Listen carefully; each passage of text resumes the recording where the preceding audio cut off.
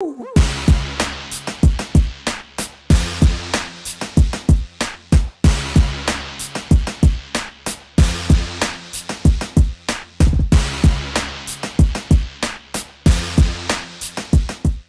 to another episode of the HopCast. Cheers, everybody. I'm Chmielewski. My name is Ken Hunnemeder. Special guest! Familiar face, Mr. Anthony Stagno, everybody. Ladies and gentlemen. Don't even have to create a new Chiron made. Just dig it out. Dig it out. Still have the old chest. So, Anthony is kind of known for being that dude, that friend of yours that's always has, like, the beers. Like, he's hunting the internet. Well, don't tell his wife this, but he's always hunting the internet and getting all the stuff and making the trades and getting all that cool Going in the back beer. alleys. And... Meeting a guy about a horse. Yeah. So, but in conjunction with that, very generous guy. And so he's brought on some beers today that will wow you for sure. We have the Kate the Great. Highly sought after beer. How many bottles of this did you say were made? 900. 900 every bottles. year, to my recollection, 900 every year. And this is one of your favorite beers. I've had the good fortune to have a few of these, and I've had, the way I like to put it is, I've had a Kate the Great, I've had a Kate the Exceptional, and I've had a Kate the Slightly Average. So I'm looking forward to. I like it. I haven't had a 10 yet, so I'm really looking forward to it. And the early returns are. This is a typical Kate, so. Yeah, why the heck It's not? been almost a year now, right? Yeah. It's like So March. it was late February, early March, I believe, Okay. was last year's Kate Day, which I had plans to go, but the one of the many snowstorms up there freaked me out, so we pulled the plug on it.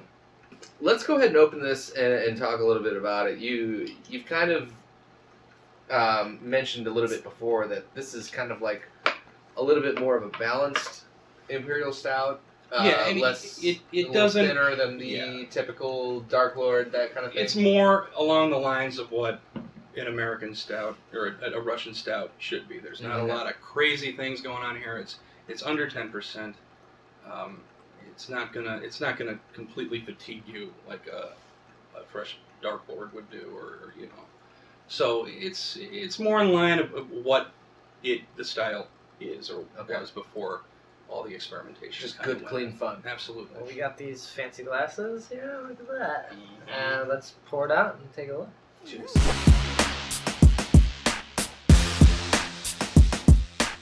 That's what I'd expect. Dark, black.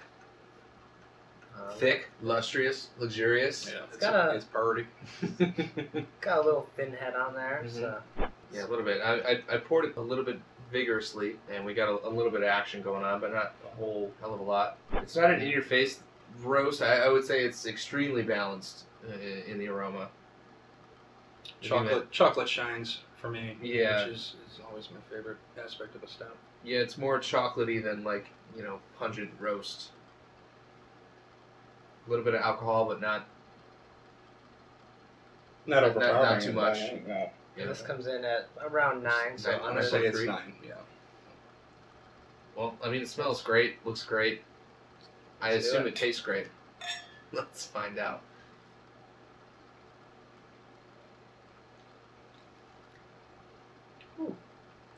Mm-hmm. Wow. Is that chocolatey milk? Yeah. It's like chocolate and nutty. Like that finish is real nutty. And with a slight burn in there. Getting a little bit of Yeah. alcohol. On the back of your throat, you get a little bit of alcohol burn. And then I think the roast follows after that. Mm-hmm. So, to review, progression, chocolate, nut, alcohol, roast. You could only combine them together. What a demanding beer that would be. Wow, it really just like takes on a lot of different phases. I mean, I've had one sip of this, and it's just like one after another. I'm experiencing a different flavor. It's kind of crazy that a beer that doesn't bombard you with a lot of experimentation can give you such a robust, complex taste. And it's not over the top with as far as drinkability, like on your palate. I would say it's probably medium bodied, like medium to full bodied. Yeah, like it's not chewy. I mean, it goes down. It's coating, but it's not. Right. Yeah. It's sticky. This is what you'd want your cough syrup to kind of be like, you know.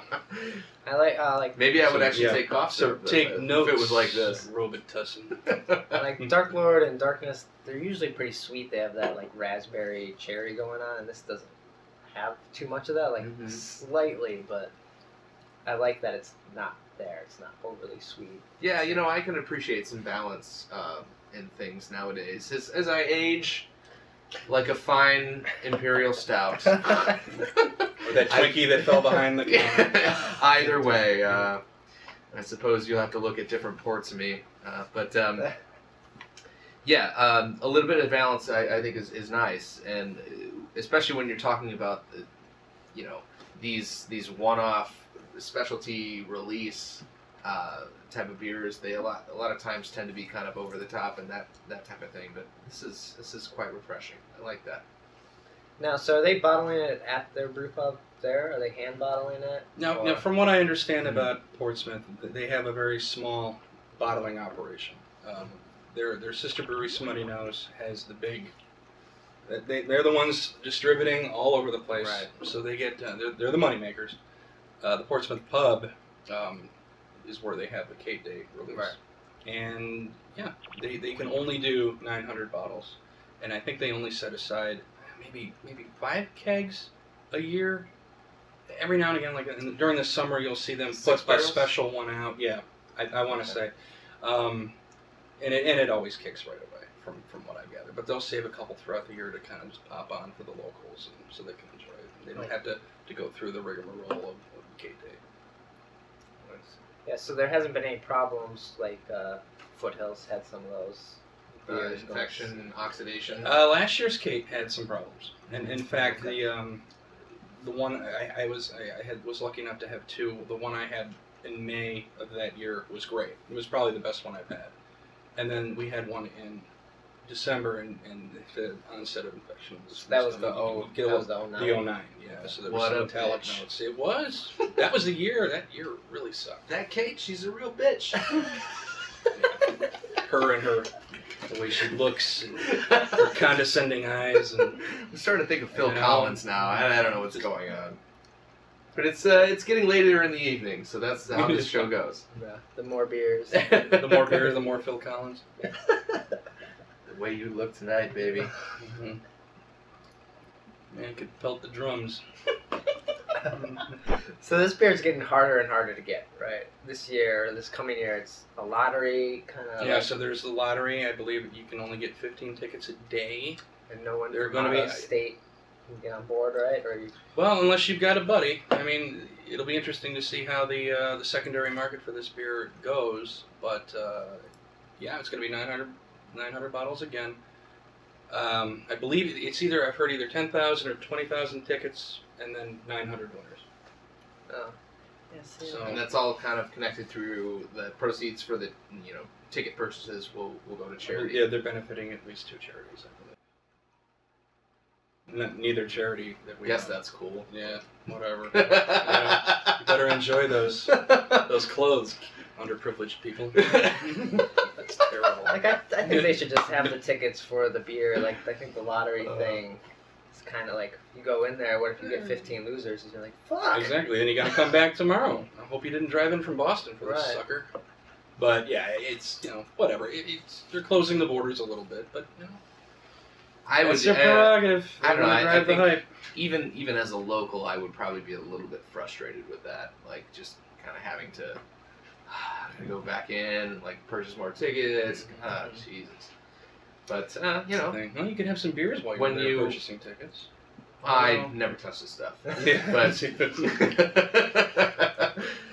Tuesday? obviously, My word. it's working for them, so you really can't fault them. They're given to charity, and if you make a beer this good, then you can afford to do whatever the hell you want, I suppose. Right. And Yeah. so living up to the hype, does it live up to the hype? I think it's really good, but now I've had it, do I need to have it again? I don't know. It's good. I like it. It depends on what you Yeah. have to give up to get it. Yeah.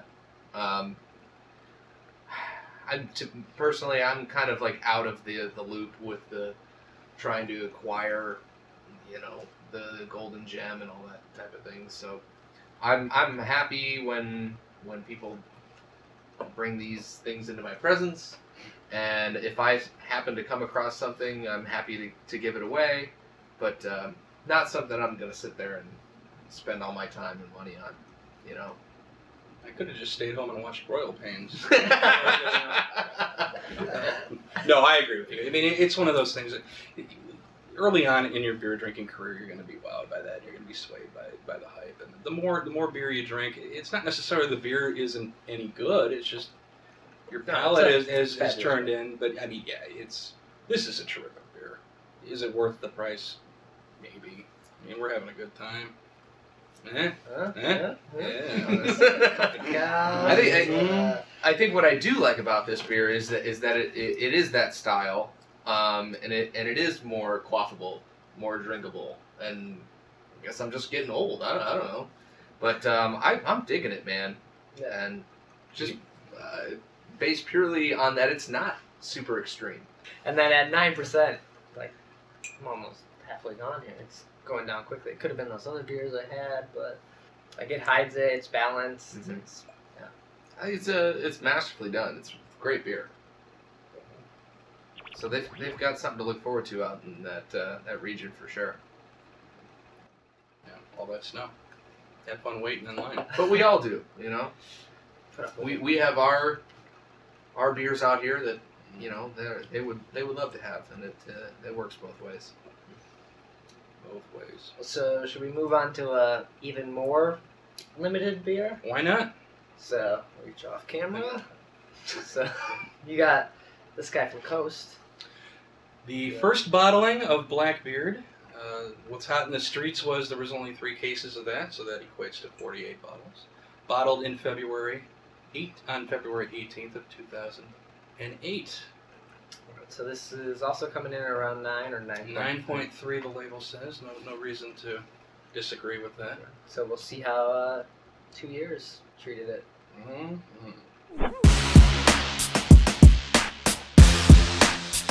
Well, sadly, the Kate the Great is gone. Yeah, now we're all relaxed and body language is feeling good about ourselves on a Friday night. But we're gonna move on to an offering from Coast, which is I would have to, one of the more rare beers in the world. And rare always means it tastes better. Yeah, always. well, yes, Right. clearly. So South Cackalack is going to be bringing. This is one of 48 bottles of the original bottling of Blackbeerd. It's almost 3 years old, and I'm very much looking forward to it. It's kind of akin to Kate in terms of ABV. So you get to try this at all? Did you get another bottle? I've had the what the hell was it? The 2010 Blackbeerd, which was okay. It was okay. Well, thanks for bringing it. Yeah, you're welcome. But yeah, but this one, it's got 3 years of age on it. That's got to be cool. Okay. Right? I mean, let's see what it did. I'm gonna start homebrewing one bottle at a time, so that it's like, and then if it's rare, then it's better, right? Well, that's true. Yeah, that's usually the make algorithm. make my beers better just by making them less plentiful. Well, we'll see what Craigslist or eBay has to say about that. Homebrewer Cat, 2-year-old beer, 1 bottle. Right. Buy it now, 4 cents. Auction ended. 0 bids. Oh, 1 bid. Mom! Made it in my espresso maker. Well, that had a lot more head on it than I thought it would for 3 years, and their imperial stout. They can cap a bottle down there. There's no doubt about it.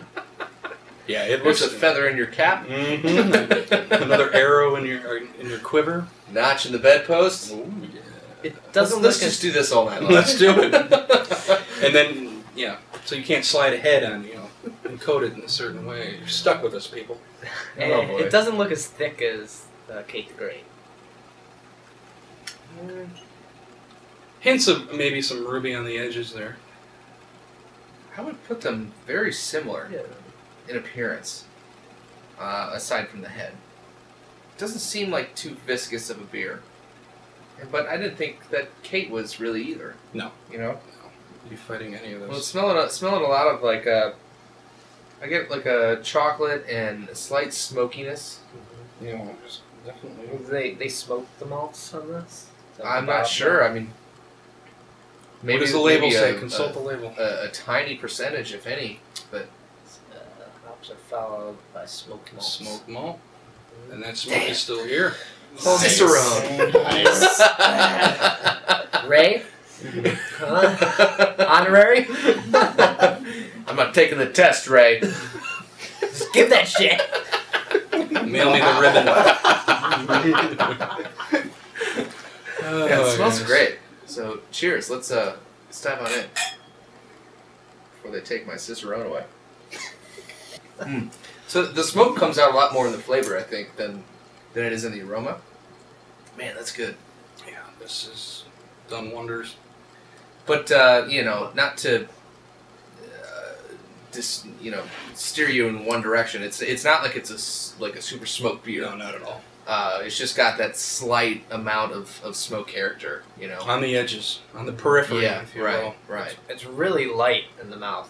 Like Yeah, this is there and then gone. it's a little thinner. That joke would just come down. Won't. No. Oh, I won't let it for sure. There's that, but no, it's thinner, I think, than this Kate, but Only by a little bit though. not by much. The Kate just was dominated by the chocolate, and the fact that this is cut with a little bit of smoke kind of makes or gives you the appearance of a little bit drier of a beer. Whether it actually is drier, I'm not sure. But at the time, I believe this was pretty hoppy at the time of release, and I actually can pick up some of those hops now. I mean, it's definitely got that angle to it that Kate doesn't have. And I'm usually not one who likes hops in their stouts, but given time to settle down, not a Night Stalker fan. I like aged Night Stalker a lot, but yeah, the fresh hop, like Darkness or something like that. I dig that. It's a little off-putting for me. Okay. But I'm sweet. But you know this. You're a teddy bear. Right. Mm-hmm. I get you a bottle of teddy bear kisses for Valentine's Day. Oh, I've had it. You can keep them. Oh no! Sorry. Deanna, don't hate. That barrel aged one was good at Fobab. The teddy bear kisses. The cherry one that we had, I thought 2 years ago, was one of my favorites that I had there. Fobab, for those that don't know, we have a beautiful festival here in Chicago every year called the Festival of Wooden Barrel Aged Beers. If you're a cool kid like us three, you can call it Fobab. Otherwise, don't even dare. And you can check out the episodes. We shot there twice, and Anthony was on one of them. Boy. Link it up! What episode? I don't know the episode off the top of my head. The one that had the most views. You have to consult the iPhone app and see. Plugging that shit. Download that. Shameless plug with a healthy coating of shameless.